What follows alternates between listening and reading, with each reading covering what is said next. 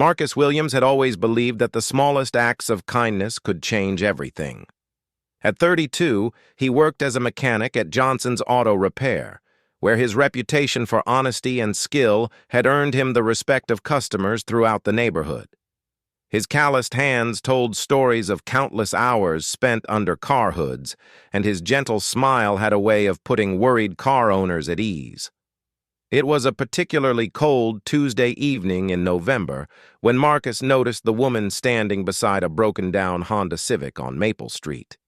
The temperature had dropped below freezing, and a light snow was beginning to fall.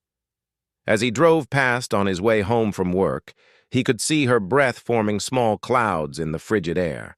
She was holding a phone to her ear, clearly distressed, while a young boy sat in the passenger seat of the car. Something about the scene made Marcus pull over. He had learned from his grandmother, who raised him after his parents died in a car accident when he was 8, that you never pass by someone in need. "Baby," she used to say, "help comes in all colors and sizes. Sometimes you're the help someone's been praying for." Marcus parked his truck a few feet behind the Honda and approached the woman cautiously. He didn't want to startle her, especially with her child in the car. As he got closer, he could hear her frustrated conversation with what sounded like a tow truck company. "Please, I understand it's late, but my son and I are stranded," she was saying into the phone. "How much would it cost for a tow? $300? I don't have that kind of money right now." The woman, who appeared to be in her late 20s, had shoulder-length brown hair and wore a thin jacket that clearly wasn't warm enough for the weather. Her son, who looked to be about 7 or 8 years old, was bundled up in a winter coat that seemed too big for him. He was watching his mother with wide, concerned eyes. Marcus cleared his throat gently to announce his presence. The woman turned around quickly, instinctively stepping closer to her car door. He held up his hands in a peaceful gesture. "I'm sorry to bother you, ma'am," Marcus said in his calm, reassuring voice. "I couldn't help but notice you might be having car trouble. I'm a mechanic, and I was just wondering if I could take a look." The woman, whose name was Sarah Chen, studied Marcus for a moment. She had been a single mother for 3 years, ever since her husband left when their son Tommy was 5. Life had taught her to be cautious, especially when strangers approached her and her child. But there was something about Marcus's demeanor that put her at ease. His voice was kind, and his eyes held genuine concern rather than any hint of threat. "I don't want to be any trouble," Sarah replied, ending her call with the tow company. "The engine just died while we were driving home from Tommy's soccer practice. It won't start at all." Marcus nodded understandingly. "Would it be okay if I took a quick look under the hood? Sometimes it's something simple that can be fixed right here."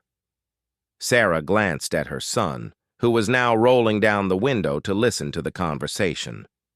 Tommy had inherited his mother's cautious nature, but he was also curious about this stranger who wanted to help. "Mom, he seems nice," Tommy said quietly, "and I'm really cold."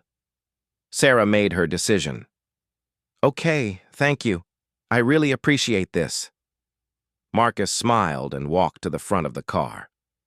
"Could you pop the hood for me?" As Sarah pulled the hood release, Marcus retrieved a small flashlight from his truck.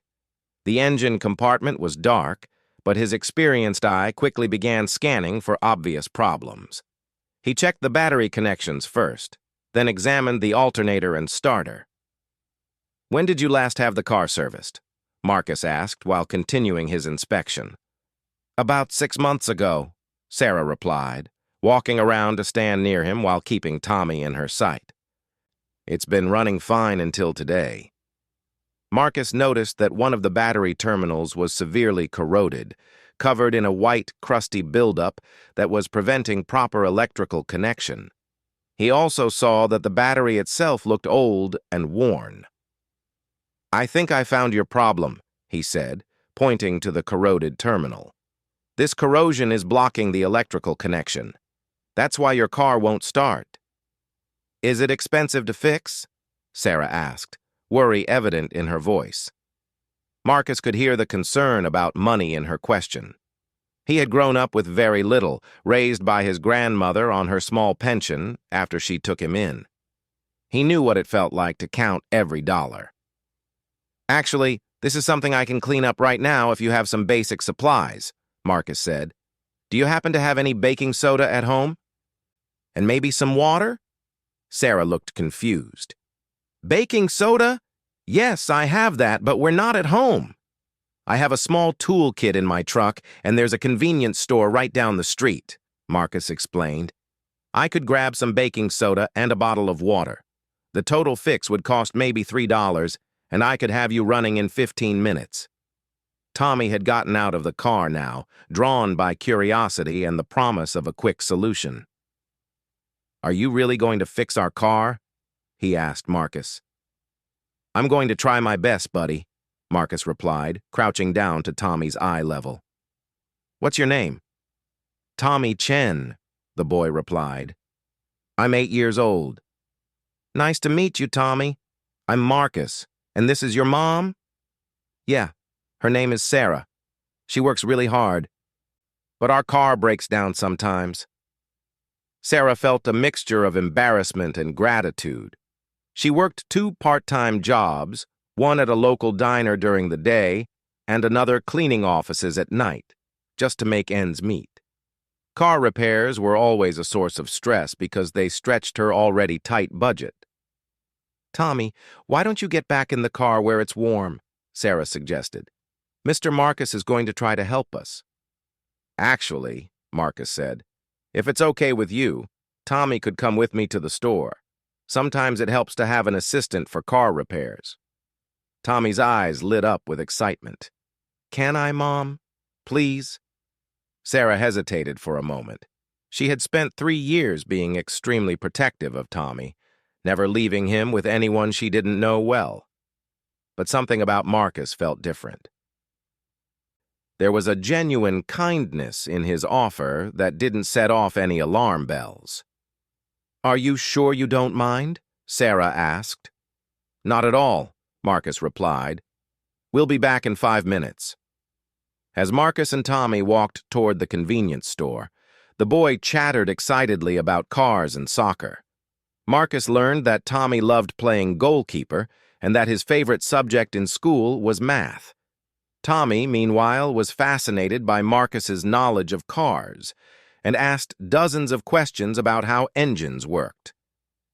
My dad used to say he would teach me about cars, Tommy mentioned casually as they picked up the baking soda, but he moved away when I was little. Marcus felt a pang of recognition. He knew what it was like to grow up without a father figure. His grandmother had done her best, but there had always been moments when he wished for a dad to teach him things, to throw a baseball with him, or just to be there. Well, Marcus said carefully, sometimes we learn things from unexpected teachers. When they returned to the car, Sarah was surprised by how animated Tommy seemed. Her usually shy son was talking enthusiastically about what he had learned about car batteries. Marcus went to work immediately. He mixed the baking soda with water to create a cleaning paste, then carefully cleaned the corroded battery terminal. He used a small wire brush from his toolkit to remove the buildup, then applied the baking soda mixture to neutralize any remaining acid. Tommy, can you hand me that cloth? Marcus asked, including the boy in the repair process. As Marcus worked, he explained each step to both Sarah and Tommy. He talked about how batteries worked, why corrosion formed, and how regular maintenance could prevent future problems. Sarah found herself genuinely interested in learning, while Tommy absorbed every word. The thing about car maintenance, Marcus said as he tightened the terminal connection, is that a little attention goes a long way. Sometimes the biggest problems come from ignoring small ones. After cleaning both terminals and ensuring all connections were tight, Marcus stepped back. Okay, let's see if that did the trick. Sarah, would you try starting the car? Sarah got into the driver's seat and turned the key. The engine immediately roared to life, purring smoothly as if it had never been broken. "It works!" Tommy shouted, jumping up and down with excitement. Sarah felt tears of relief forming in her eyes. What had seemed like a disaster that would cost hundreds of dollars had been solved with $3 worth of supplies and the kindness of a stranger. She got out of the car and approached Marcus, who was putting his tools back into his kit. "I don't know how to thank you," she said. "This would have cost me a fortune, and you just fixed it like it was nothing." "It really was nothing," Marcus replied, genuinely. "I'm just glad I could help." Sarah reached into her purse. "Please let me pay you something for your time, for the supplies." Marcus held up his hand. "I appreciate the offer, but this isn't about money. Sometimes we just help each other out." "But I have to do something," Sarah insisted. "You saved us from being stranded in the cold, and you probably saved me from having to choose between fixing the car and buying groceries this week." Tommy tugged on his mother's sleeve. "Mom, maybe Mr. Marcus would like to have dinner with us sometime. You're always saying how we should thank people who help us." Sarah looked at her son, then at Marcus. The suggestion was innocent enough, but she realized she knew almost nothing about this man except that he had just performed an extraordinary act of kindness. "That's very sweet of you to offer," Marcus said, smiling at Tommy. "But I'm sure your mom has a lot on her plate." Sarah surprised herself by speaking up. "Actually, if you don't mind me asking, are you married? Do you have a family?" Marcus shook his head. "No, just me. I live alone in an apartment about 10 minutes from here." "Well," Sarah said, making a decision that would later seem like the most important moment of her life. "I make a pretty good spaghetti dinner. Would you like to join us this Saturday? It's the least I can do." Marcus looked at Tommy, who was nodding enthusiastically, then back at Sarah. He had spent most of his adult life keeping to himself, focused on work and the simple routine of his solitary existence. But there was something about this mother and son that touched something deep inside him. "I would like that very much," he said quietly. As Marcus drove home that night, he couldn't stop thinking about the encounter. He had expected to do a simple good deed and be on his way. Instead, he found himself looking forward to Saturday dinner with an anticipation he hadn't felt in years. Sarah, meanwhile, tucked Tommy into bed and found herself wondering if she had made the right decision. She had been so careful about protecting herself and her son from disappointment, but Marcus seemed different from anyone she had met since her divorce. There had been something in the way he treated Tommy, not like a nuisance or an obstacle, but like a person worth listening to. "Mom," Tommy said as she was turning off his light, "I like Mr. Marcus. He talks to me like I'm smart." "Yes, sweetheart, he seems like a very nice man. Do you think he might want to be our friend?" Sarah kissed her son's forehead. "I don't know, baby, but sometimes good things happen when we least expect them."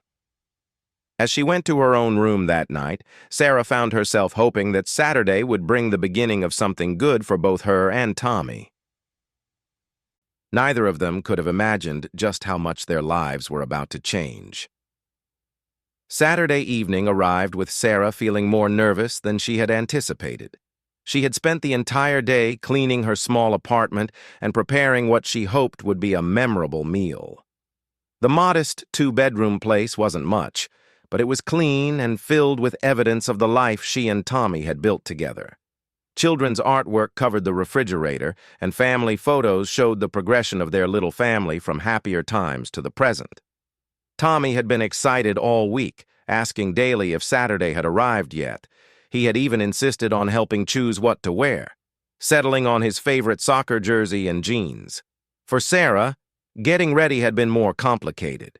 It had been 3 years since she had invited a man to dinner, and she wasn't sure what message she wanted to send.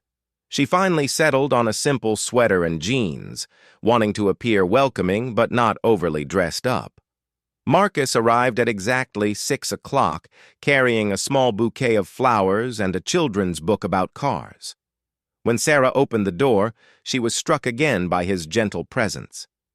He had traded his work clothes for a neat button-down shirt and slacks, and his nervous smile suggested he was just as uncertain about the evening as she was. "These are for you," Marcus said, offering the flowers to Sarah. "And this is for Tommy. I thought he might enjoy learning more about how cars work." Sarah accepted the flowers with genuine surprise. It had been years since anyone had brought her flowers. "Thank you, Marcus. These are beautiful. And Tommy is going to love the book." Tommy appeared at his mother's side, immediately drawn to the colorful book in Marcus's hands. "Is that really for me?" he asked, eyes wide with excitement. "It sure is, buddy," Marcus replied, handing over the book. "I thought after all your questions the other night, you might want to learn more." As Tommy flipped through the pages, already absorbed in the illustrations of engines and transmissions, Sarah invited Marcus inside. The apartment was small but warm and inviting. Marcus noticed the careful attention to detail in how Sarah had arranged everything, from the handmade curtains to the small collection of books neatly organized on a shelf. "Your home is lovely," Marcus said sincerely. "It feels very welcoming." "Thank you," Sarah replied, pleased by the compliment. "It's not much, but it's ours." The dinner table was set for 3 with Sarah's good dishes and cloth napkins she usually saved for holidays. The smell of garlic and herbs filled the air, making Marcus realize he hadn't had a home-cooked meal in months. As they sat down to eat, Tommy immediately began showing Marcus pictures from his book, pointing out different engine parts and asking questions. Sarah watched with amazement as Marcus patiently answered each question, never talking down to Tommy or dismissing his curiosity. "This part here," Marcus said, pointing to a diagram of a carburetor, "is like the stomach of the car.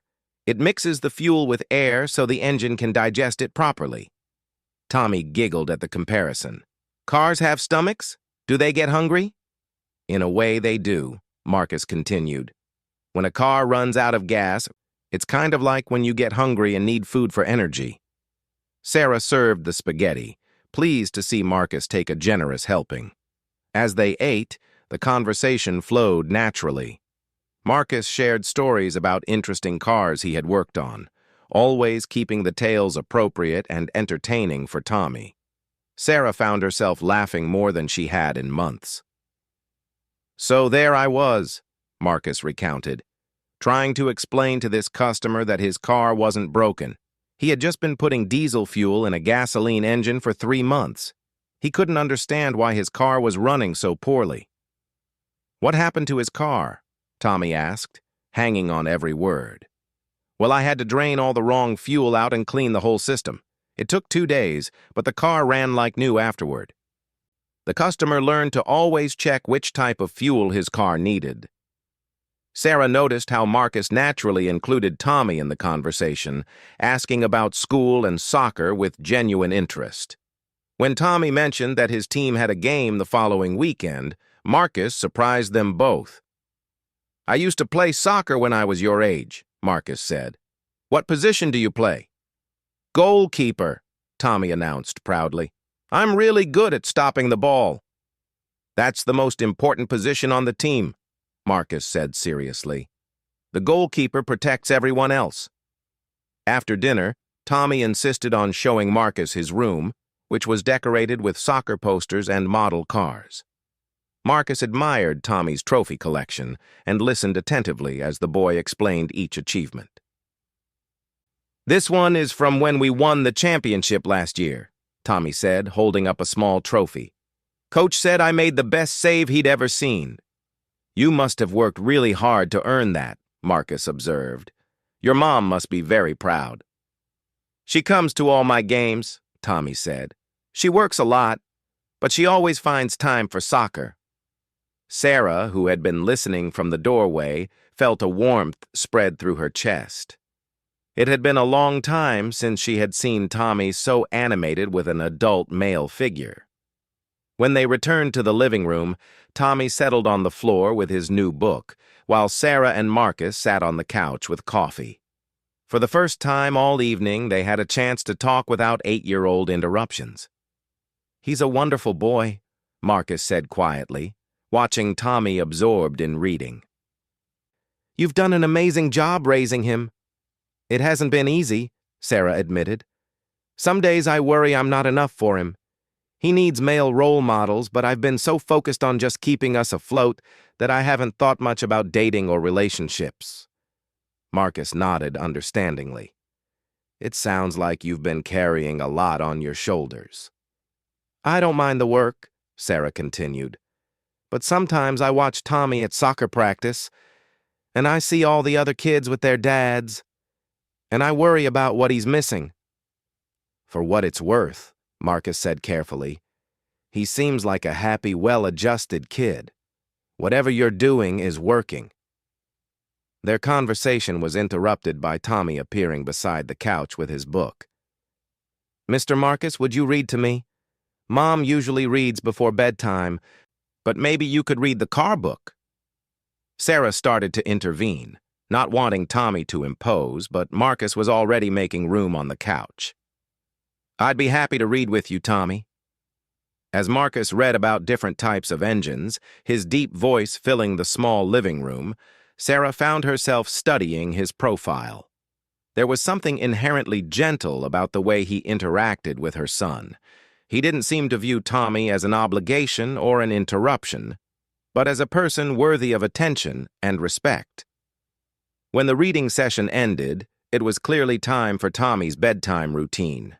Sarah expected Marcus to take this as his cue to leave, but instead he offered to help with cleanup while she got Tommy ready for bed. "You don't have to do that," Sarah protested. "I want to help," Marcus replied simply. "You cooked this wonderful dinner. The least I can do is wash some dishes." As Sarah tucked Tommy into bed, she could hear Marcus quietly cleaning up the kitchen. Tommy, meanwhile, was full of chatter about their evening guest. "Mom, I really like Mr. Marcus," Tommy said as Sarah pulled his covers up to his chin. "He listens to me like you do." "I noticed that too, sweetie." "Do you think he'll come back sometime?"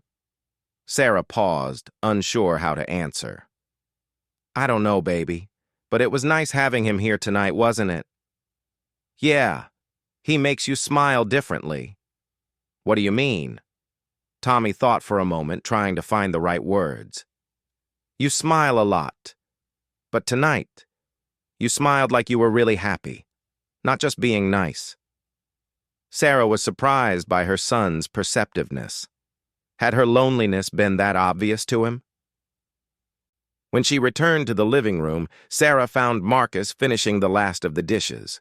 The kitchen was cleaner than she had left it, and he was drying his hands on a dish towel. "Thank you," Sarah said, suddenly feeling shy. "You really didn't have to do all that." "I enjoyed it," Marcus replied. "It's been a long time since I've been part of a family dinner." There was something in the way he said family dinner that made Sarah look at him more closely. "Do you have family nearby?" Marcus shook his head. "My grandmother raised me, but she passed away 5 years ago. I don't have any siblings or other relatives. It's just been me for a while now." Sarah felt a pang of understanding. She knew what it was like to feel alone, even though she had Tommy. But Marcus was truly alone in the world. "I'm sorry," she said softly. "That must be difficult." "I've gotten used to it," Marcus replied, though his voice suggested it wasn't as easy as he made it sound. "But tonight reminded me what I've been missing." They stood in the kitchen for a moment, the weight of mutual recognition settling between them. Both of them were people who had been carrying burdens alone, finding strength in solitude, but perhaps yearning for connection. "Would you like some tea before you go?" Sarah offered, not quite ready for the evening to end. "I'd like that very much." As they sat at the kitchen table with steaming mugs, their conversation deepened. Marcus talked about his grandmother, who had worked 2 jobs to raise him and had instilled in him the values of hard work and kindness. Sarah shared more about the challenges of single motherhood and her dreams for Tommy's future. "Sometimes I wonder if I'm doing enough," Sarah confessed. "I see other families with more resources, more stability, and I worry that Tommy is missing out." "From what I can see," Marcus said thoughtfully, "Tommy has something many kids with more resources don't have, a mother who truly loves him and is present in his life. That's worth more than money." "Thank you for saying that. Some days I need to hear it." "You know," Marcus continued, "I grew up without much money too. My grandmother always said that love and attention were the most expensive things you could give a child, because they cost you time and effort, not just money." As the evening wound down, both Sarah and Marcus felt reluctant to end what had become a meaningful connection. When Marcus finally said he should head home, Sarah walked him to the door. "Thank you for tonight," Marcus said as he put on his jacket. "I can't remember the last time I felt so welcome somewhere. Thank you for coming, and for being so wonderful with Tommy." Marcus paused at the door. "Would it be okay if I called you sometime? Maybe we could do this again." Sarah smiled, feeling a flutter of anticipation she hadn't experienced in years. "I'd like that very much." As Marcus drove home, he found himself thinking about the warmth of Sarah's small apartment and the sound of Tommy's laughter. For the first time in years, his own apartment felt not just empty, but lonely. Sarah, meanwhile, sat on her couch after cleaning up, replaying the evening in her mind. Tommy's words echoed in her thoughts. "He makes you smile differently." Perhaps her son had seen something she was just beginning to recognize in herself. Over the following weeks, Marcus became a regular part of their lives. He would stop by after work sometimes, always with a small gift for Tommy, a toy car, a book, or simply his time and attention. Sarah found herself looking forward to his visits with an anticipation that both thrilled and frightened her. Marcus began attending Tommy's soccer games, cheering from the sidelines with the enthusiasm of a proud parent. Tommy's teammates started referring to Marcus as Tommy's dad, which initially made both adults uncomfortable, but gradually began to feel natural.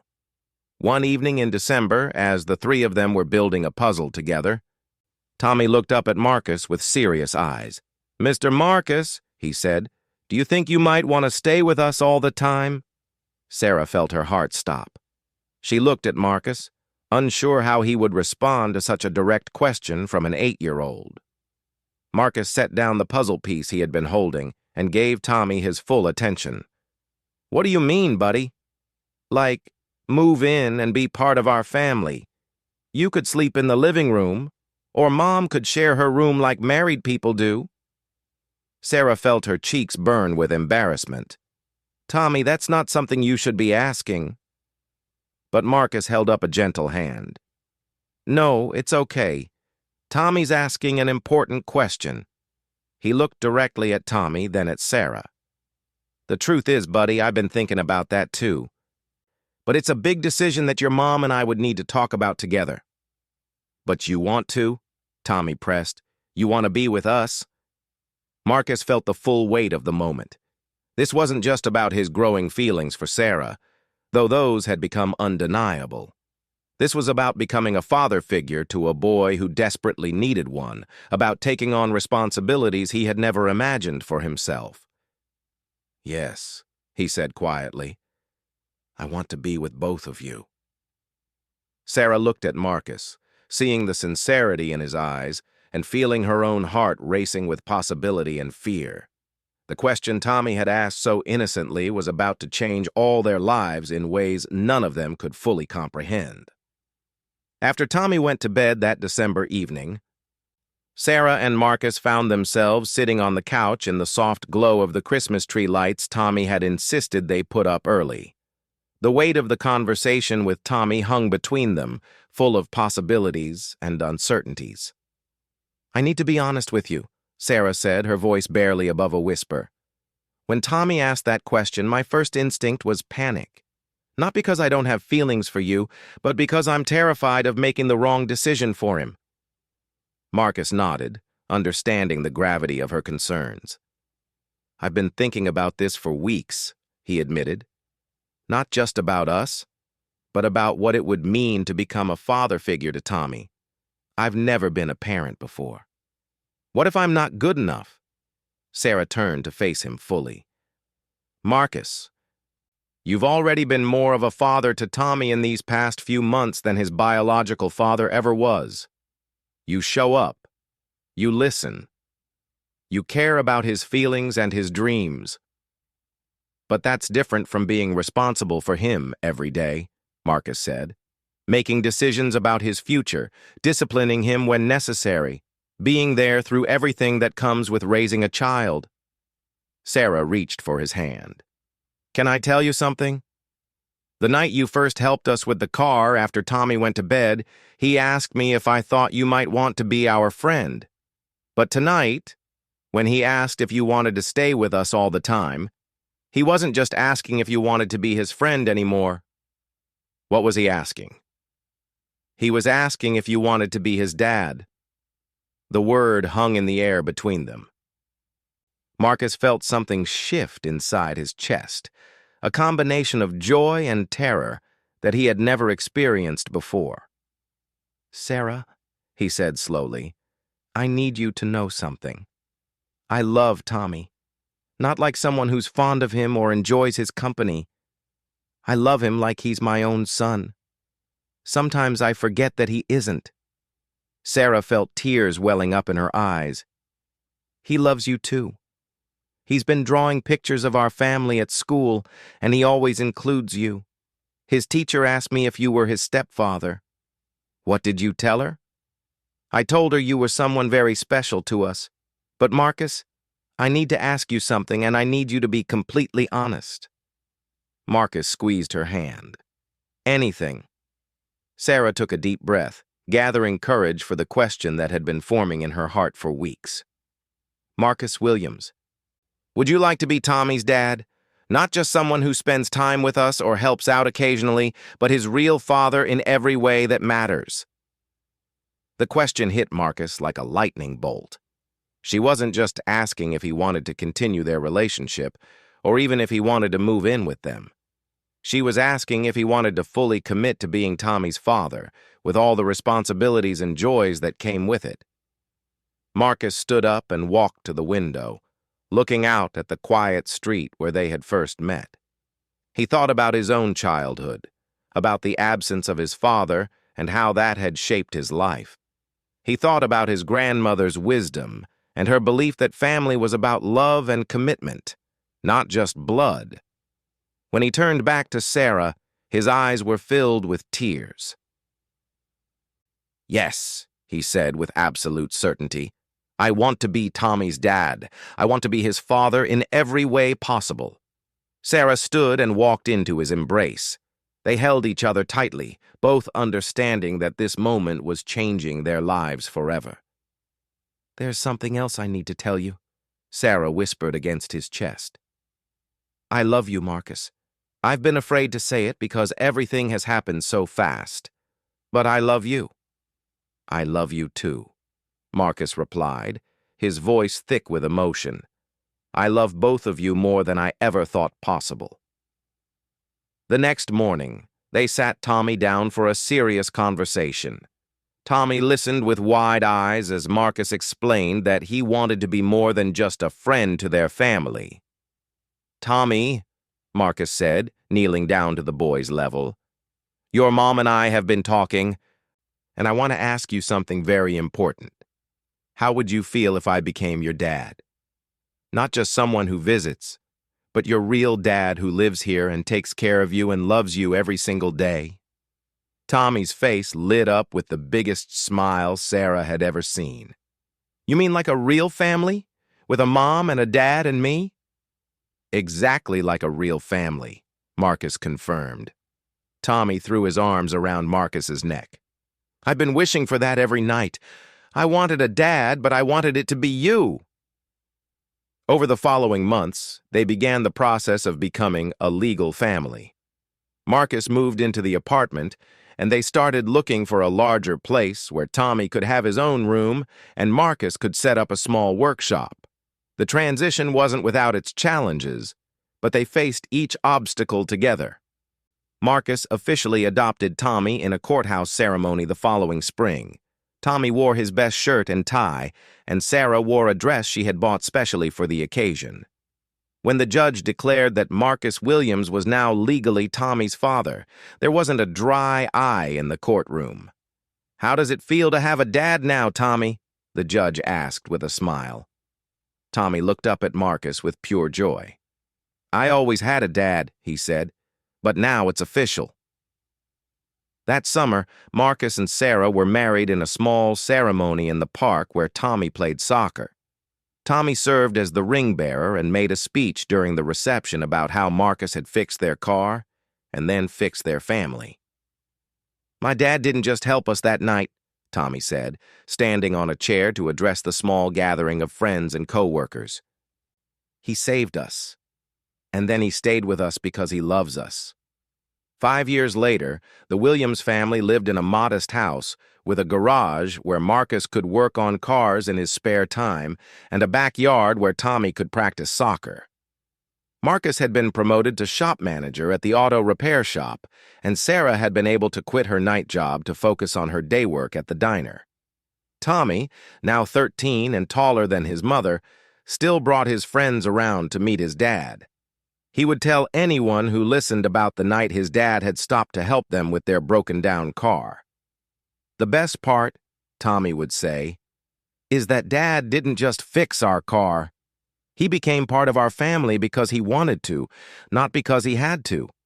Marcus had coached Tommy's soccer team for 3 years running, and their trophy case was filled with awards. But more importantly, their home was filled with the daily evidence of a family built on choice, commitment, and love. One evening, as Marcus was helping 13-year-old Tommy with his math homework, Sarah watched them from the kitchen doorway. Tommy was frustrated with a particularly difficult problem, and Marcus was patiently explaining the concept for the 3rd time. "I don't get it, Dad," Tommy said, using the title that had become as natural as breathing. "That's okay, son. Let's try looking at it a different way," Marcus replied, his voice carrying the same patient tone he had used that first night when he explained how car engines worked. Sarah remembered the night she had asked Marcus if he wanted to be Tommy's dad. It seemed like a lifetime ago, but also like yesterday. What had started as a simple car repair had become the foundation of their family. As she watched her husband help their son with homework, Sarah reflected on how life had a way of bringing people together when they needed each other most. Marcus had needed a family, even though he hadn't realized it. Tommy had needed a father, and she had needed a partner to share the joys and burdens of raising a child. That night, after Tommy had gone to bed, Marcus and Sarah sat on their back porch, looking at the stars and talking about their plans for the weekend.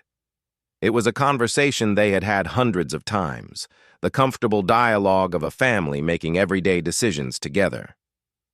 "Do you ever think about that night?" Sarah asked, settling against Marcus's shoulder. "The night our car broke down?"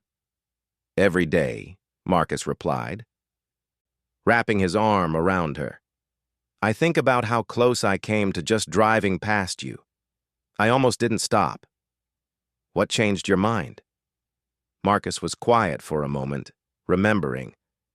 "I saw Tommy in the car, and I thought about what my grandmother would have wanted me to do. She always said that help comes in all forms, and sometimes you're the answer to someone's prayer without even knowing it." "You were definitely the answer to our prayers," Sarah said softly. "But I think we were the answer to yours, too." Marcus smiled, thinking about his lonely apartment and his solitary existence before that November evening. "You were. I just didn't know I was praying for a family until I found one." In the years that followed, Marcus and Sarah would tell their story to other families. especially at adoption events and single-parent support groups. They spoke about the unexpected ways families could form and the importance of being open to love when it appeared in your life. Tommy, who grew up to be a confident young man with a strong sense of family values, would often tell people that his dad had taught him that being a father wasn't about biology. It was about showing up every day and choosing to love someone unconditionally. "My dad chose me," Tommy would say, "and I chose him back. That's how families really work." Marcus kept a photo on his desk at work from that courthouse ceremony where he had officially adopted Tommy. In the picture, all three of them are smiling, but Tommy's joy is absolutely radiant. Customers would sometimes ask about the photo, and Marcus would tell them about the night he met his family by the side of the road. "Sometimes the best things in life come from the simplest acts of kindness," Marcus would say. "I thought I was just helping someone with car trouble. I had no idea I was finding my purpose." The Williams family became known in their community as an example of how love could create bonds stronger than blood. They volunteered together at community events, supported other single parents, and opened their home to foster children when Tommy was older. Marcus never forgot the lesson his grandmother had taught him about helping others, and he passed that same wisdom on to Tommy. Their garage became an unofficial community resource where Marcus would help neighbors with car troubles, often refusing payment and always ready to lend a hand. "Dad taught me that when you have the ability to help someone, you have the responsibility to do it," Tommy would tell his friends. "That's how he found us, and that's how we try to live." On Tommy's 18th birthday, Marcus gave him a special gift: the tools he had used to fix their car that first night, along with a letter explaining how that simple repair had led to the greatest blessing of his life. "These tools fixed more than just a car," Marcus wrote in the letter. "They fixed our hearts and built our family. Someday, I hope you'll use them to help someone else, and maybe you'll discover that the person you're helping is actually helping you." Tommy treasured the tools and the letter, understanding that they represented more than metal and words. They represented the moment when three separate lives became one family through choice, love, and commitment. As the years passed, the Williams family remained close, celebrating holidays together, supporting each other through challenges, and continuing to be amazed by the journey that had started with a broken-down Honda Civic on a cold November night. Their story became a testament to the power of compassion, the strength of chosen family, and the beautiful truth that sometimes the most important moments in our lives begin with a simple decision to stop and help a stranger in need.